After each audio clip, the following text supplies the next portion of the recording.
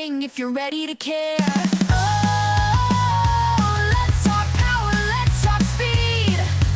Hosted by the one and only WETOODEEP. Turn it up loud, feel the power in your seat. This is Slapping Me, yes, Slapping Me. What is up, everybody? It is your boy WETOODEEP, and we are back with another episode of the Slapping Meat Community Show. A little impromptu episode.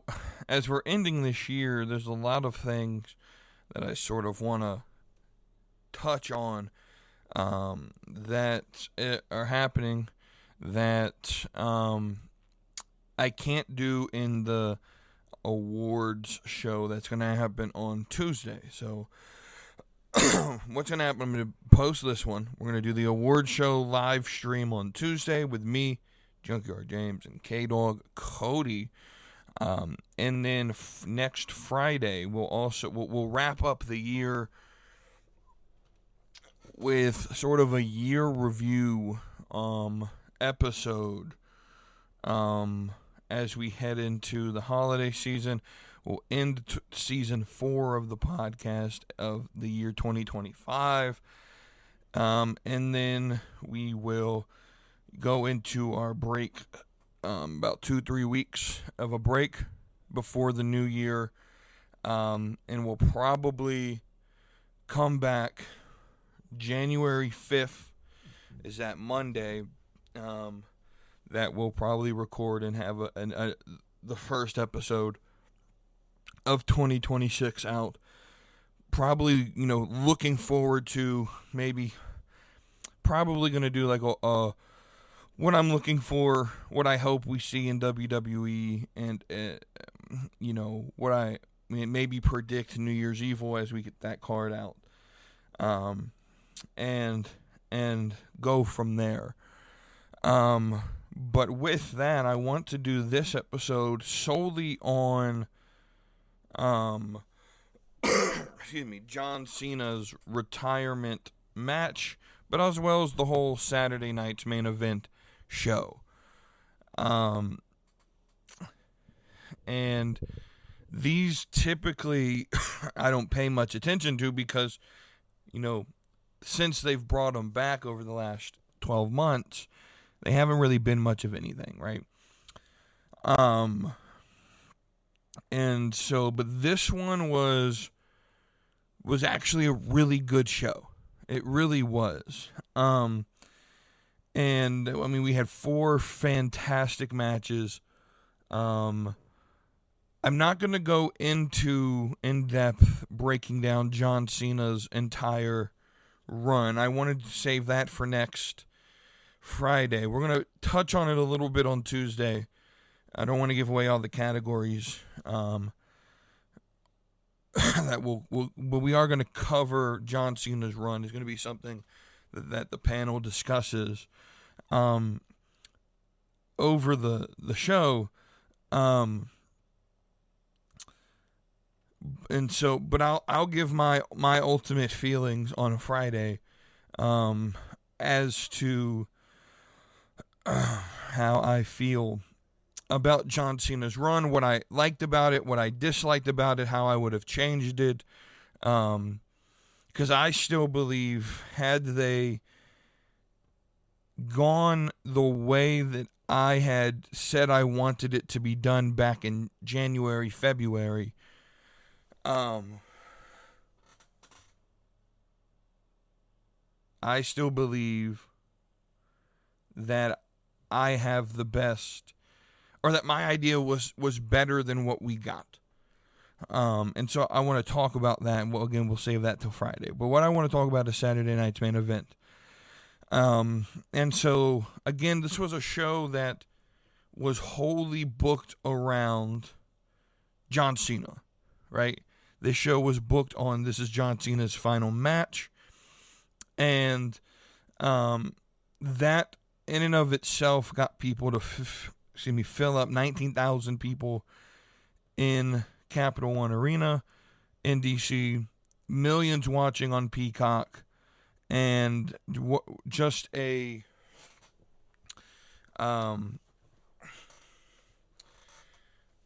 spectacle in and of itself, right? I kind of questioned earlier in the week to a friend of mine, to Cody. It's kind of interesting that this isn't on NBC, but it's just on Peacock. And then I got to thinking during the show, well, it's because if it was on NBC, it would need to have strict time constraints. And they didn't want to have a Goldberg situation happen with John Cena, right? So I actually I like that it was just on Peacock. And so with that being said, we start the show with Cody Rhodes versus Obafemi. And this was one of the, with the idea of running some of your top NXT talent, you had a problem if you booked this wrong. If you booked your main roster talent to sort of come out ahead of, you could set NXT behind, right?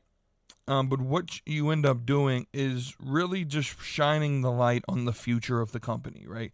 Which is what John Cena wanted to do when he suggested this idea.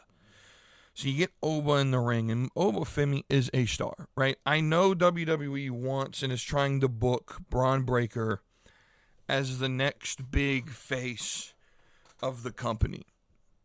But I hate to break it to you. It is not Braun Breaker. It is Obafemi. Obafemi, if you look at the criteria of what I would call that the it factor, charisma, promo ability, in the ring ability, and the ability to get a gimmick over, Obafemi is 4 out of 4, right? I don't think Braun Breaker is. Braun Breaker, to me, doesn't seem to have the same level of comfortability in playing gimmicks. I mean, he's good on the mic, he's good in the ring, but when it comes to just natural charisma, I'm just going to be honest with you. I'm taking Obafemi every day of the week. Now, that's going to be your big feud for the next how many ever years, right? If WWE was smart, they're planning out how over the next 10 years can we book a trilogy of Obafemi and Braun Breaker to where they're not, because the problem is you try to book a trilogy of WrestleMania matches and you do it like 3 years in a row and then you don't really have anything else. WWE needs a plan right now for the men's division on how to get Obafemi and Braun Breaker involved over the next 10 years. Not where they're fighting each other for 10 years, but that over the next 10 years, you could put together and make them both equally the top dogs in the company. Obafemi's ready. But I also think that that bringing up the NXT stars, I think this was a smarter, are deeper than just, hey, we want to try to showcase NXT. I think this was to show a new crowd of people who aren't watching on the CW. This is why you need to watch this on the CW, right? Part of the reason I don't think Oba or Trick or JC Jane or Sol Ruka have been moved up yet is because these are names that sort of give NXT a little bit of marketing presence. And so this part of the reason where I said this either last episode or the episode before, I would send Ricky Saints up right now and leave Oba to be champion, because Oba brings you, like if Obafemi goes up and he goes to job out to, or he goes to the mid card and that's where he's stuck because your main event scene is, you know, Rollins and Roman and all of those guys for the foreseeable future. Ricky Saints can live and thrive in the mid card. Right? Obafemi's a big dude, and there's only so much you can do with him in the mid card, right? He has to be the top of the card. And there's only so many dudes there that you could sort of, put him against, like a Drew McIntyre. Obviously feuds with McIntyre, feuds with Sheamus, feuds with Gunther, right? Where, big guy versus big guy. But after so much time being in the mid-card, he's going to sort of lose his spark, which is why I think Ricky Saints going up, where Ricky Saints can have way more feuds on the mid-card and sort of have a better run, whereas Oba can hold NXT down and make it a dominant brand in the industry. I thoroughly think if WWE was smart, that they would keep some of this name recognition on NXT, right? And Oba's one of those guys. But the match starts, and Oba Femi, I've yet to see a bad match from Oba Femi, right? And Cody Rhodes puts on great matches all the time, too. This match was, Oba showed he is the future, right? Just fantastic, right? So the only thing negative about this that I have anything to do with this match is the fact that there was no ending. I understand the story between Drew and Cody. I do. But I think when you're trying to showcase, and I get it, you don't want your champion to take the L and you don't want Oba to take the L. I get it. This was safe booking. But we didn't need a safe booking moment here. I think Cody Rhodes could have taken an L in this situation. And been perfectly okay with it. Without the interference. The interference sort of ruined the mystique of the whole match, which was going on being just a beautiful match. Just wonderful. Just the way it was going. Just Oba dominated the way he needed to. Now, I get it. You have Oba stand up to Drew, push him, knock him over. He gets put over that way. But imagine Oba beating Cody and then joining Royal Rumble or joining the main roster after New Year's Evil and saying, I pinned you at Saturday night's main event. I want my title shot. But again, I just feel they already have their Mania plans sealed, right? We already know that that's how Triple H books. That by October, November, and definitely by December, the Mania plans are written down, and you pivot only if needed. And so Cody Rhodes, I'm assuming, already has an opponent written down. And the problem with the way Triple H kind of books, and I don't hate it, because you definitely need to plan ahead, is we already kind of know where this probably is going. I think we'll get Brock, honestly, excuse me, I think we're getting Cody and Roman 3 at this Mania. I think we're going to get, I personally believe that Punk is going to face whoever wins the Rumble, which I think is Sammy. And Sammy's going to lose at Mania. And then when they go to Saudi next year for Mania, that's when he gets his moment, right? But Lesnar's got to fit in here somehow. And I think Lesnar and Gunther will be the match. We're sort of setting up to, I think we're going to get Lesnar and Gunther for Lesnar's final Mania. Or now, if it was me, I'd hold off on Lesnar Gunther till SummerSlam. If the rumor report is right that that's Brock's final match, and he's going to retire after SummerSlam being in Minnesota, I'd have Gunther have him tap, and I'll explain that, as we get to the end of this episode and we talk about Gunther and CENA. But that's just an idea, right? But so let's just be honest, there's really no place for an Oba Femi on this Mania card. when you really think about it, you have your main pictures are already sort of written in stone right now with probably going to be Roman and Cody. You'll probably have Punk and Sammy, I'm assuming. And so those are your 2 title matches. And then your women's scene is probably a little bit more messier.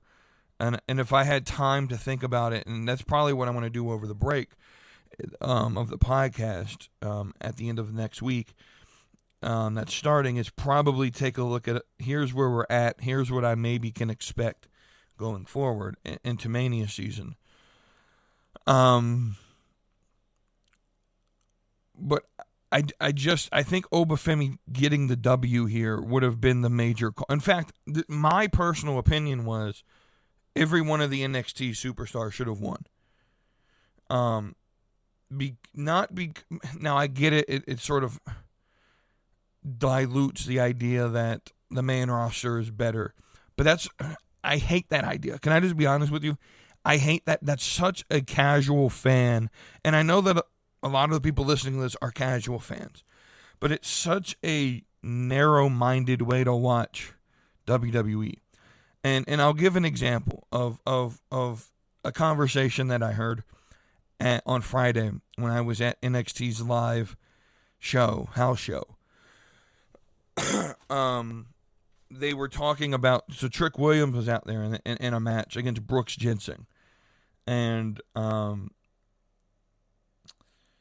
the guys behind me were talking about why Trick hasn't been called up yet. Now, I'm not the type of person that tries to turn around and be like, well, actually, it's none of my business, it's their conversation. But I was listening into it. And so my answer, if I would have turned around and gave them a reason, would have been the same as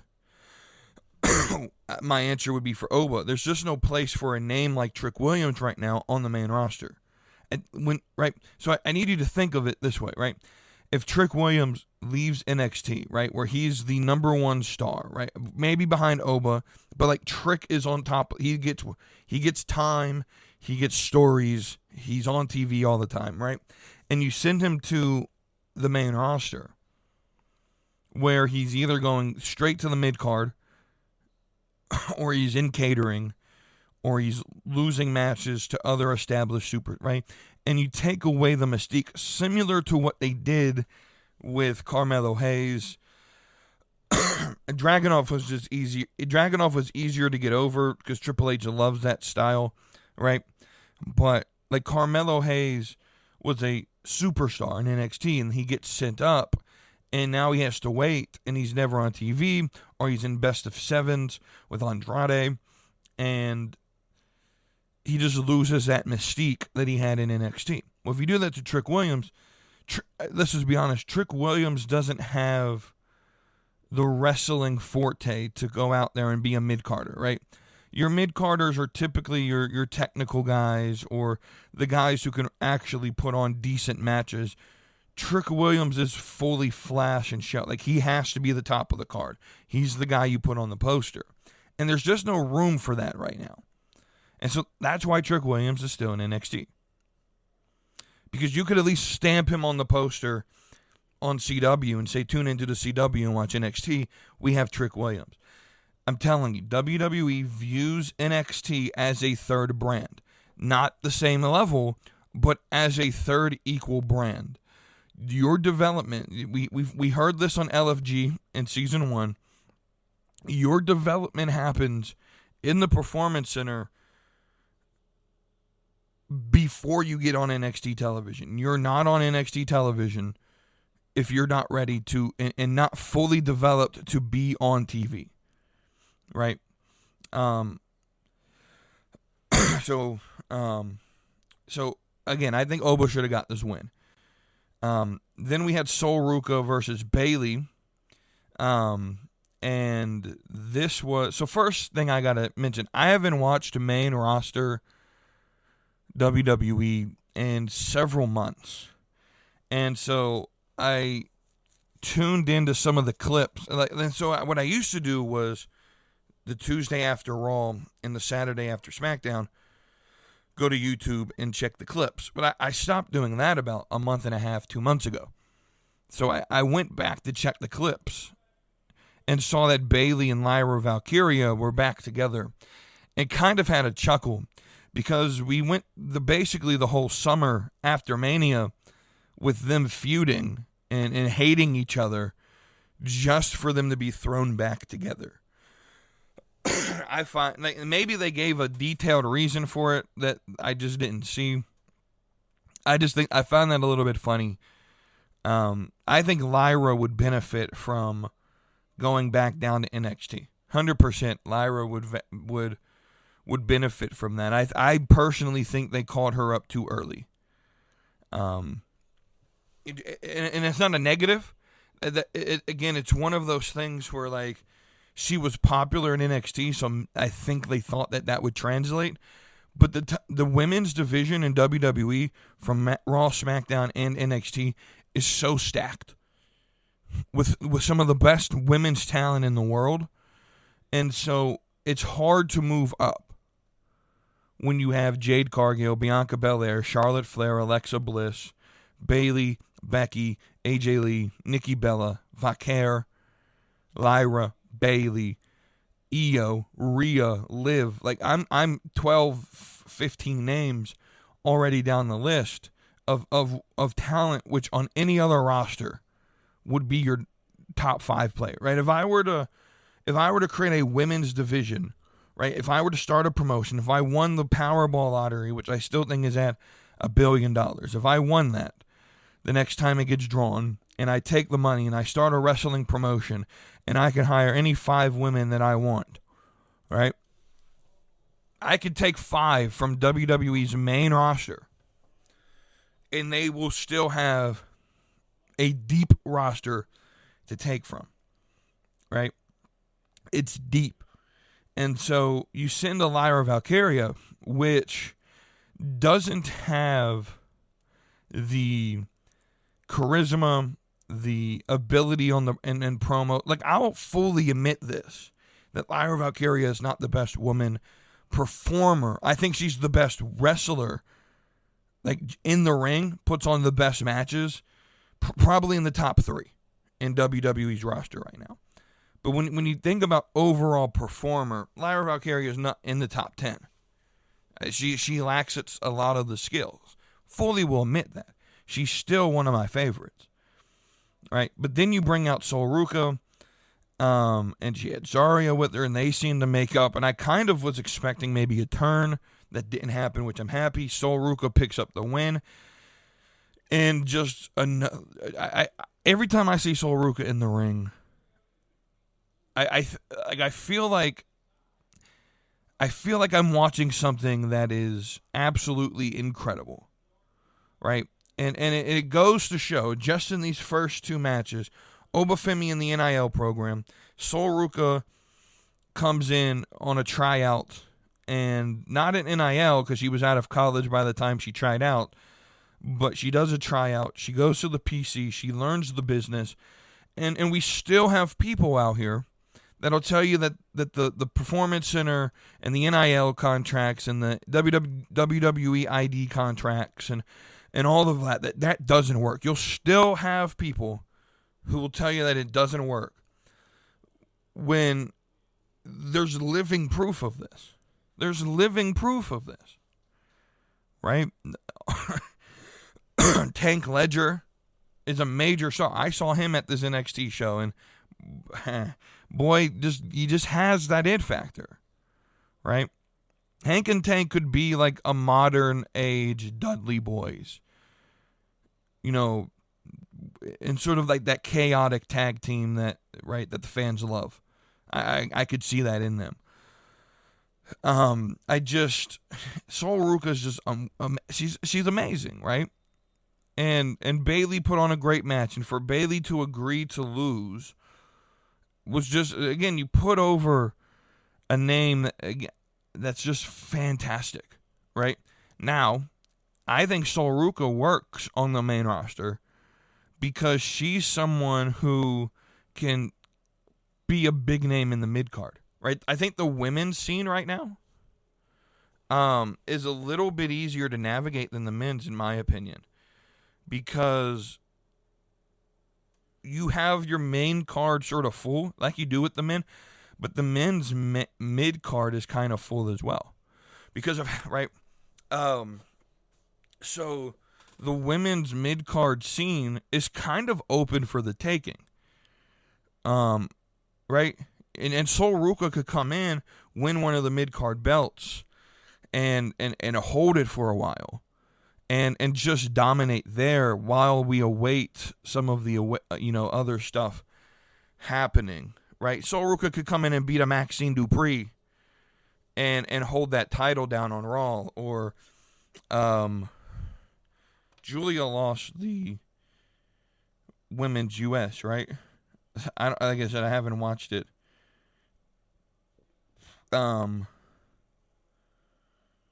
Is it Chelsea Green still? Yeah. Sol Ruca could come in and face a Chelsea Green and beat her on SmackDown or something like that, right? And so Sol Ruca's ready for the main roster. I think it's a little bit easier for her to get plugged into the mid card than plugging in, because Sol Ruca doesn't right now, like as good as Sol Ruca is, she has the ability and the wrestling ability to actually put on really good matches. Not that Oba doesn't, or not that Trick Williams doesn't, but when you see what makes Oba Femi impressive is the charisma and the star and basically everything outside of the ring, the size, and you're not going to put a giant like Oba Femi in the mid card to do open challenges, right? And so you got to know the talent. Like Sol Ruca can go in the mid card and hang. Oba Femi will get lost because there's only so much, because one of two things will happen. Either he will dominate the mid card and then there's no way for him to move up, or he will start losing and then you lose the mystique of what Oba Femi is, right? And so you got very different talents in terms of what you can do with them. Match 3, you have Javon Evans and Leon Slater tagging against AJ Styles and Dragon Lee in what was an absolute banger of a match, like I thought it would be. You have AJ Styles pinning Leon Slater, which I don't feel happened for no reason, right? Part of me feels like AJ Styles is going to show up at the January pay-per-view. I can't think of the name right now off the top of my head.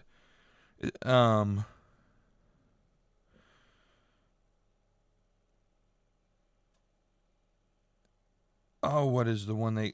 Genesis? Is it Genesis? I think AJ Styles is going to show up at Genesis and either challenge for the belt. Part of me even sees, because the go-home show for Genesis is the first show on AMC for TNA, and part of me sees them bringing in AJ Styles for that show, and he will challenge at Genesis. He'll challenge Leon Slater, right? I think that's part of what we're looking forward to. And so this match was fun. It's exactly what I thought it would do. And yeah, it was just a fun match. And then we get to the main event, right? And the moment everyone's been waiting for. John Cena, Gunther, right? What was this match going to be? Now, I'll come out here. I'm a Gunther supporter through and through. I think Gunther's one of the best wrestlers in the ring. I think he's one of the best performers, right? We had some moments early this year, late last year, where people were calling Gunther the snore general or the snooze general or whatever they were calling him, right? And I kind of bought into it mistakenly, right? Gunther is the problem with it. The problem with Gunther in this generation is that a lot of the fans we have watching the product right now don't know anything about 70s and 80s Southeast Memphis territory, Jim Crockett territory, Deep South territory heels. They don't know anything about them, right? Gunther is a throwback to the territory heels. That, they would come in, disrespect America, beat up Captain America, right? And then the next show, Captain America will come, and then at the end of the feud, Captain America wins, right? And right, the big baby, right? Gunther is that type of throwback. Now, WWE hasn't done a really good job at, excuse me, pushing Gunther to that level of what he could be. Probably because a Austrian with a sort of German gimmick coming out being anti-America, it's not going to be acceptable on TV. So what they've ended up doing is, with Gunther, was, well, we're just going to have him come after all the legends of wrestling. Well, what's Gunther's gimmick? Gunther's gimmick is, I don't need all the flashy stuff. I don't need the catchphrases. I don't need the music. I don't need the lights. I don't need the pyro. I don't need the fancy armbands and T-shirts. I don't need, right? And so going after Bret Hart, retiring Goldberg, coming in, he's now going to face Cena in the retirement match, right? And that is his gimmick. And a lot of the fans watching the product today don't have an understanding of what the 70s, 80s style heel was. They don't understand his gimmick, and they quite honestly have zero understanding of the business at whole, right? They don't understand storytelling. They claim they understand storytelling, but they live in this fantasy world where the good guys always win, right? They live in that type of fantasy world where the good guy always wins. And so you get a result like you had last night with Gunther Cena, and they just don't understand what, guys, what was the entire story coming into this match? Gunther earns a shot. Gunther's whole thing was, I'm going to make you give up. You're Mr. Never Give Up, right? You've been preaching that slogan for 20 plus years. You're Mr. Never Give Up. I'm going to make you tap. I'm going to tap you out. Now, is part of the reason that I didn't want Jey Uso to beat Gunther was because it's really hard to believe Gunther now when he tapped out real quickly to Jey Uso, right? There was a part in this match when Cena got when Cena got the sleeper on Gunther. I'm just going to be honest. There was a part of me that's like, Gunther sort of flipped it and got his feet on the ropes, and part of me was wondering, you couldn't do that back at Mania. You immediately went to tap, right? And so again, we'll talk about that on Friday of how I would have changed the booking of some of the storylines this year.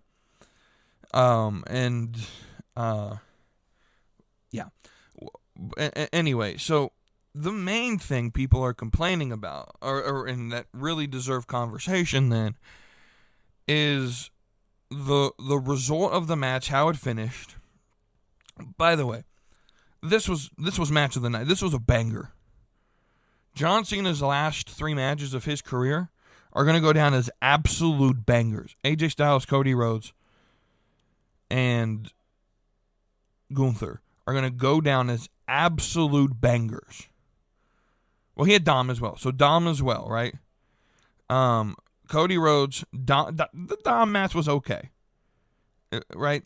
But 3 of his last 4 matches are going to go down as absolute bangers. AJ Styles, Cody Rhodes, John Cena. Just absolute bangers. Right? And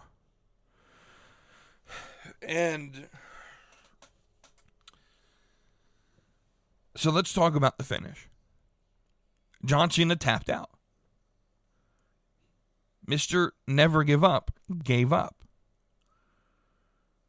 And social media and the live audience, and they're booing and complaining and blaming Triple H and all of this. Guys, this is what I'm talking about. Modern wrestling fans don't understand the business.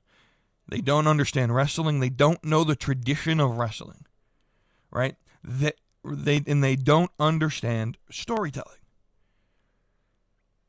They don't understand. First off, they think every story now, the idea of every story has to be long-term booking is absolutely, excuse my language, but I mean this. It's absolutely retarded. That every story has to be long-term booking. This was a short-term feud with a one-night-only reaction, right? Right? Cena's gone after this. So Cena winning the match makes no sense. Cena passing out makes no sense, because in their fantasy land, that means Cena shows up on Raw and says, "Oh, I never gave up." First off, that's corny, bro. But that's also not what's been booked to us. What was booked for us was Sunday, December 13th, is John Cena's last day in the business. Full time. Last day in WWE. He's not coming back. Right? And so that to have a finish where like he passes out and then he comes back on the 15th and says, "Well, I never gave up. I fought hard and now I'm leaving." That's a little corny, bro. Or to have a finish where he wins and the win doesn't do anything for anybody, right? They have this fantasy world where like they gave so much for the business. We have to send, no, guys, do you understand that for the history of the business, every retirement match, the guy retiring went out on his shoulders. Flair lost to HBK. HBK got put, was it Orton that retired HBK? I don't remember off the top of my head who retired HBK. I for some reason I want to say Orton. Oh, it was Taker. Okay. It was Taker. Duh. That was a great match. The streak versus career match. Taker went over Michaels, retired Michaels, right? You go out on your career, on your retirement matches. It's just how the business goes, right? It's how the business just goes, right? And so it's just how it happens. It's just how it happens. You go out looking at the lights, right? And everyone's in this fantasy where, well, if Tony Khan would have booked it, he would have booked it like Sting, and Sting left. Guys, that was stupid. Can we just argue that what they did with Sting did nothing for Darby?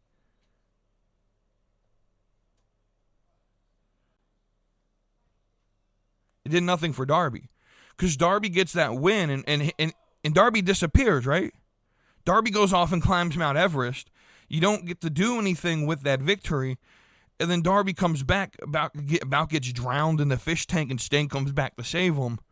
But it hasn't benefited Darby in any way. Sting should have gone out. Now, if they wanted to put over Darby, Sting should have fought Darby in the final match. One-on-one, Darby versus Sting, have Darby win, with the torch being passed to Darby as the new sort of Sting-esque character. That would have put over Darby. But winning the tag belts and then having to give them away because Sting retired, like it does nothing for anyone, right? It's just this fantasy world, right? When you retire, you go out on the mat. It's just what it is. Now let's talk about Cena tapping. It's really simple storytelling. Mr. Never Gave Up, never give up, he gave up. It's as simple as that. Not everything needs to be long-term, super nuanced, complicated story. Those are fine. Long-term stories are fine, but not everything has to be complicated, nuanced stories. This was very simple. Cena fought back. He had like 12 false finishes in this match. He gave every bit of it. And when he realized he had nothing left to give, that he had given everything to the business that he had, he smiled and he tapped. And in doing so, that moment creates probably the biggest Thanos-esque villain in WWE. Gunther is a villain. And you know what that allows? It allows you to create a new superhero to come in and defeat Thanos. That's what they did. They set up Gunther to be the next big monster heel so that you can bring in the next big monster babyface. Now, I have an idea, and it's Javon Evans. I think if you can get the crowd, not like right away, but maybe 2027, right? Have Gunther run a tear. I think Gunther has to retire Lesnar. That's 3 legends that he retires. Possibly even have Gunther retire AJ Styles at the end of next year. And then have Javon Evans come in and run a David versus Goliath-esque story where Javon Evans takes down, or possibly a Miles Bourne or something of that quality. You have guys that you can turn into super baby faces and bring them up to be the next big baby face. Whoever you want to make and so part of me is also thinking like Oba makes the most sense, but Oba sort of fits better in the Gunther type character. But I also think that that'll make it fun. The ruler, the ring is my kingdom, I'm the ruler, versus the ring general. Who's going to be the actual ruler? So there's ways you can build this. Oba probably makes the most sense from a size standpoint. You could run the David Goliath story with Javon Evans, or whatever, right? But that's what you set up with this result. Having John win does nothing for the business, and if we know John Cena, he's going to want to give back. Right? This was a perfect way for Cena to leave. Just absolute perfect way for Cena to leave the full-time business. Right? I could not imagine it any better. And it's disrespectful. I'm just going to be honest. It's disrespectful the way that the fans hijacked Cena's moment to boo Triple H because they disagreed with a booking decision. These fans come off. I said this in a Facebook forum. The IWC, the Facebook group, the live crowd, they came off as spoiled, entitled losers. They didn't get their way. They didn't see what they wanted, so they're just going to boo. That's not how wrestling works. I don't understand what else they thought would happen. Did you think Cena was going to leave and ride off in the sunset? Guys, this is Tony Stark dying. But don't worry. The next good guy's on the way. This is Tony Stark dying and Spider-Man is on his way. Don't worry, Mr. Stark. The next guy is on his way. The next good guy is coming. There's going to be a rule of terror. There's going to be a rule of terror from Gunther. And he's going to be cocky and he's going to be arrogant. He's going to talk about, oh, I retired all your legends. And that's what you want. You want to get maximum heat. Think about Gunther retiring Rey Mysterio, retiring Brock Lesnar, retiring AJ Styles, retiring possibly someone like Randy Orton. And just going on this run of ending people's career. And then you have a new person come in and it's like, Gunther, right? I think it will be fantastic. 100%. They got to have a plan, though. And so I'm actually kind of hopeful.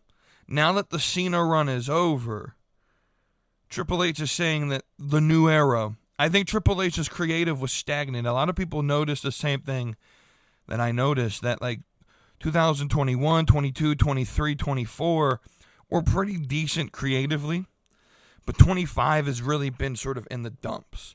And I think a lot of that has to do because he was running with the CENA story and retirement tour sort of in the way.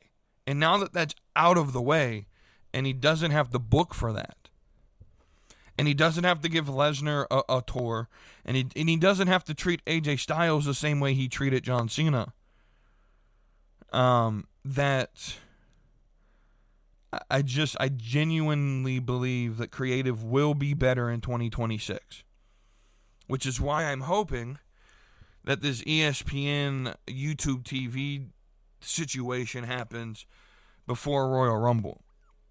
That way I don't have to pay for all of these, and I can just watch it normally.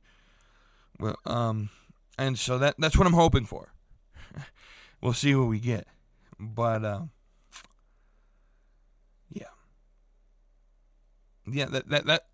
I think this was the best Saturday Night's Main Event they ever put on.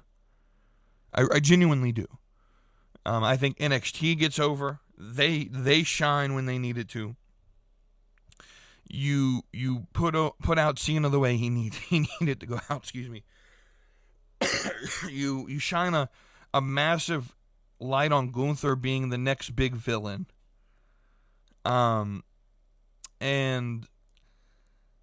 you have, there's a void now, right? And this is sort of the way like the universe is supposed to feel when the good guy is gone. Like your superhero character just retired. You need someone to come in and fill up the void, like, and that's why part of me believes, if they're smart, like, I don't want Roman and Cody. I want Cody and Gunther. I do. I want Cody and Gunther. Because I think you can have this immediacy with new guy filling the void, and he's training new people behind him to come in and fill in behind him. Right? Cody and Gunther at Mania, I think, works. Just me personally. So, I'm interested to see where they go from there. I am. I think people need to take a chill pill. I think no matter what, they were never going to be happy with what Triple H did. They used their irritation with Cena losing as a way to dump on Triple H, and I don't think that that's fair. I just don't. So, with that being said, I hope you enjoyed this episode. I don't have much more to say. It was a great show. Actually, before I throw it off, I want to talk about this house show I went to real quick. Fantastic. I've been to a lot of pro wrestling shows. I've been to Manias. I've been to other pay-per-views, like B-level pay-per-views. I went to a Clash of Champions in like 2019. I've been to WrestleMania. I've been to several Raws and SmackDowns. I've been to AEW Dynamites. I've been to normal WWE house shows. I've been to 2 other NXT house shows. Very early on in NXT Black and Gold era, like Finn Balor, Shinsuke era NXT, and then I went to one with Adam Cole era, NXT Undisputed era NXT, and then I just went to the one I just went to on Friday. I've been to independent shows. I've been to, just name it, right? I've been to a lot of wrestling shows in the last 10 years. This might have been my favorite. Just overall, from the experience to the actual performance in the ring. And I don't know, I thoroughly had a great time. Part of me was worried they were just going to show some of the like mid to lower card wrestlers, but we had 4 championship matches, right? We had 4 title matches. Blake Monroe defended. I'm not going to give results because they run the same shows in their house shows, so I'm going to be respectful of their programming. But I can affirm and confirm without a doubt, Blake Monroe is just as beautiful in real life. Can confirm. Jada Parker's not on TV, but I just said I wondered what was going on with her, and then she shows up at this house show, and the crowd's behind her, and so I could say that. Jasper Troy, I completely forgot Jasper Troy was a speed champion. It's been a minute since he defended it on TV. But he came out and fought Lexus King. Ethan Page was the main event. Ethan Page is just fantastic. I promise you, he's the best wrestler on the planet right now. Best performer on the planet right now. Saw Tatum. Saw, Fatal Influence. Some of the only star that I really wanted to see that I couldn't see, there were 2, was Javon and Oba. And obviously I'm not going to see them because they're in DC, right? Part of me was like, well, it's not that far of a flight if Javon does a match. But then Javon Evans, while I'm thinking of that, it was intermission and I'm scrolling on my phone, and Javon Evans is beating The Miz on SmackDown. And I think that's bigger than running a house show with 1,000 people. So good for him. I'm sure he would have loved to be in his hometown, but we had Miles born there for the hometown thing, right? Just a fantastic house show, right? And well worth what probably was an overspend for the tickets. But it was a fun show. Yeah, it was a fun show. Really, really, really fun. And next time they come, definitely going back, right? But yeah, I'm going to wrap up this episode. Thank you all for listening. And until Tuesday, remember, live show, live stream, 9 p.m. Eastern Time. The Slappy Awards will be awarded, and we'll have a good time doing that. Come join the conversation in the chat there, and can't wait for that. But until then, you have a great rest of your weekend, and I'll see you on Tuesday. So hit that subscribe, come along for the ride, whether it's NXT or NFL time. Going in the ropes and 4th and deep, slapping meat community every Tuesday. Every Tuesday.